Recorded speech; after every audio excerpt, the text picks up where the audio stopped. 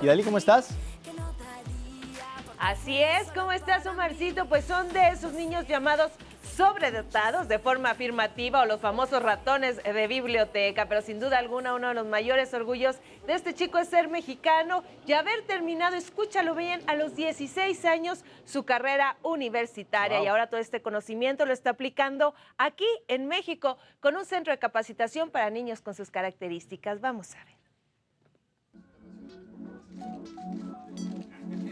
Andrew Almazán, a sus 17 años, es el psicólogo más joven en el mundo, gracias a que es un chico sobredotado. Su increíble historia comienza cuando era apenas un niño. A la edad de los 2 años me memoricé en un globo terráqueo que pues aún todavía lo conservo y lleva 15 años conmigo, que es donde aprendí todas las capitales de todos los países del mundo. La primaria que la terminé a los 10 años, la secundaria a los 11, la preparatoria que la terminé a los 12, la hice en 2 meses y medio. Sin embargo, este camino del conocimiento en el que vivía este joven no era muy bien visto por toda la gente. Incluso mucha gente todavía usa el término que antes se decía que eran los de ejemplo de genios o los, incluso se dice los nerds o ratones de biblioteca, que son todavía estereotipos que aunque ya no se deben usar en la literatura científica, así la gente a veces todavía sigue con esa idea.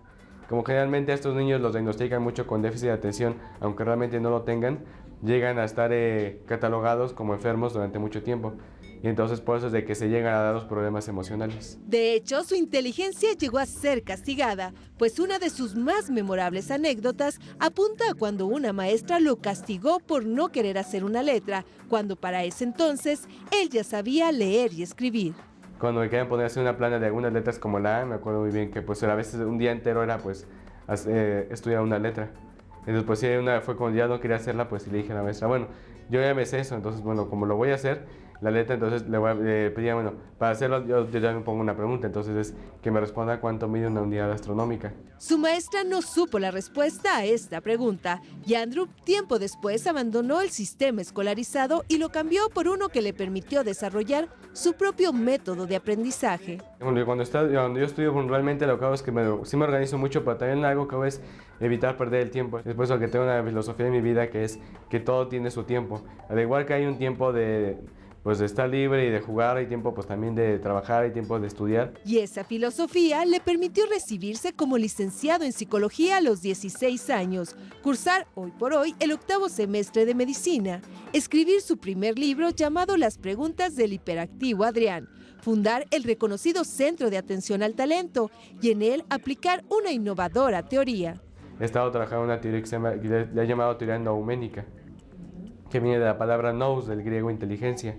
Y esta es una teoría en la que hablo de la organización de las inteligencias, en la que estos niños pues primero reciban todo el soporte pues del emocional, pero principalmente el área psicológica, por el daño que a veces llegan a recibir en el área social. Finalmente, y sin sentirse diferente a ningún joven de su edad, Andrew toma con muy buen sentido del humor sus capacidades intelectuales, pero muy seriamente su compromiso con lo que él llama una bendición de Dios. Yo pienso que pues, se tiene un deber social pues, con el país y yo pienso que uno de los deberes que estoy cumpliendo es pues, ayudar a que si ya se puede hacer algo por estos niños sobredotados, pues es apoyar a la mayor cantidad que se pueda de esos niños. Realmente yo no me considero genio porque primero todavía no he descubierto nada porque para ser genio muchas veces pues hay que descubrir algo, aportar algo importante y también porque tampoco tengo un mal genio. ¿Se sabe que la antimateria Definitivamente no tiene un mal genio, tiene un gran conocimiento, Omar. Imagínate, terminar la prepa en 2 meses y medio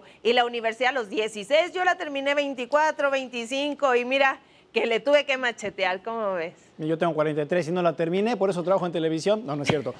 Oye, pero es impresionante el ritmo que tiene en su cabeza que se nota en su manera de hablar. De por sí yo hablo rápido, a él casi no le entendía. Increíble.